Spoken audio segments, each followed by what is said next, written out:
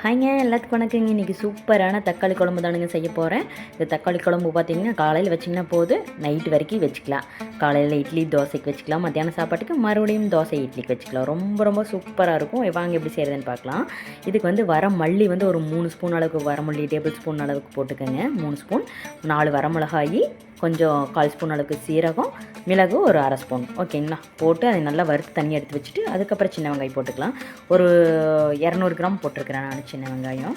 சரிங்களா, சின்ன வெங்காயம் போட்டால் தான் ரொம்ப சூப்பராக இருக்கும். தனியாக வறுத்து எடுத்துக்கலாம். தக்காளி குழம்புங்கிறதுனால தக்காளி நிறையா போட வேண்டியது இருக்குது. நான் ஒரு 10 தக்காளி போட்டிருக்கிறேங்க. அதனால் தக்காளி தனியாக, வெங்காயத்தை தனியாக வணக்கி தனியாக எடுத்து வச்சுக்கலாம். சரிங்களா, இது நல்லா வணங்கட்டும். இது தனியாக நல்லா எண்ணெயில் வணங்கினதுக்கப்புறம் ஒரு 4 பல் பூண்டு போட்டுக்கலாம். 4-5 பல் போட்டு இந்த அளவுக்கு வணங்கிட்டு, சரிங்களா. வணங்கினதுக்கப்புறம் நம்ம பொடி பண்ணி வச்ச அந்த மல்லி சீரகம் இருக்குதுல்ல, அதை போட்டுக்கலாங்க.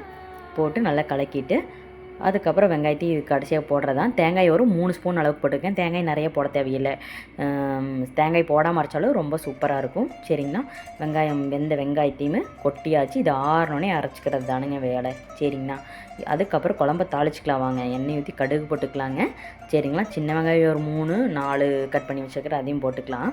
கருவேப்பிலை போட்டுட்டு ஒரு வரமிளகாய், சின்ன வெங்காயம், அவ்வளோதான் போட்டுட்டு இது கொஞ்சம் நல்லா அது மட்டும் லைட்டாக வணங்கினா போதும். ஏன்னா குழம்பு கொதிச்சா எல்லாம் சரியாயிடும். சரிங்களா, மஞ்சத்தூள் வந்து ஒரு 1/4 ஸ்பூன் அளவுக்கு மஞ்சத்தூள் போட்டுக்கலாம். நீங்கள் அரைக்கும் போதே மஞ்சத்தூள் போட்டாலும் ஓகே தான், ஒன்றும் பிரச்சனை இல்லை. நம்ம ஊர்லையெல்லாம் எல்லோரும் இட்லி அப்படின்னாவே தக்காளி குழம்பு வச்சிடலாம் அப்படின்ட்டு தான் வைப்போம். தக்காளி குழம்பு அவ்வளோ சூப்பராக இருக்கும் நிஜமாமே.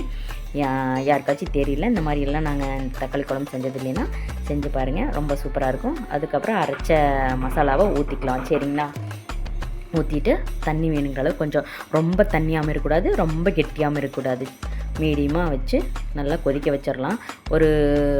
கொதித்து ஒரு 5 நிமிஷம் கொதிச்சுன்னா போதும். சரிங்களா, 10 நிமிஷம் ஆகும் குழம்பு அந்த காஞ்சி கொதிக்கிற அளவு. அவ்வளோதான், மூடி வச்சு ஒரு 2 கொதி வந்தோடனே ஆஃப் பண்ணிட்டிங்கன்னா அருமையான குழம்பு ரெடிங்க. ரொம்ப சூப்பராக இருக்கும், டேஸ்டியாக இருக்குது. இட்லி தோசை சாப்பாடு எதுக்கு வேணால் ஊற்றி சாப்பிட்லாம். சரிங்களா, குழம்பு ரெடி, வாங்க சாப்பிட்லாம். என்னோடய சேனல் ஒன்று சப்ஸ்கிரைப் பண்ணாதுன்னு பண்ணிக்கோங்க.